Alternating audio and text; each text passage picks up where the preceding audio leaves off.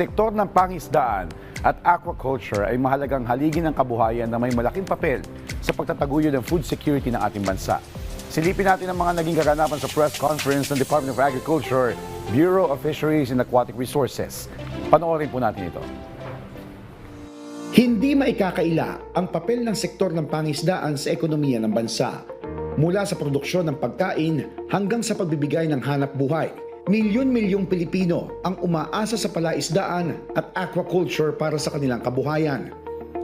Sa ginanap na Year Starter Press Conference ng Department of Agriculture, Bureau of Fisheries and Aquatic Resources, nilahad ng ahensya ang mga mahahalagang tagumpay noong 2025, mula sa suporta sa mangingisda hanggang sa modernisasyon ng aquaculture, kasabay ng paglatag ng mga pangunahing plano at programang isusulong sa 2026 para higit pang palakasin ang sektor ng pangisdaan sa bansa.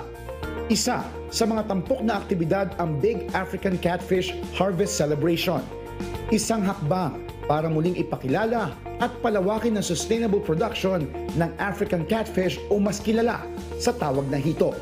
Na patunayan natin na yan ba ay viable, profitable.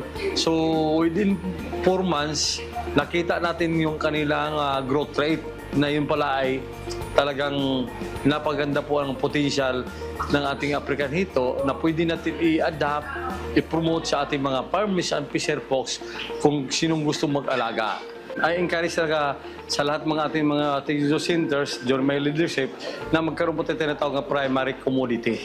Sa patuloy na inobasyon at pagtutok sa sustainable aquaculture, pinapalakas hindi lamang ang produksyon ng isda, kundi pati ang ekonomiyang umaagos mula sa palaisdaan.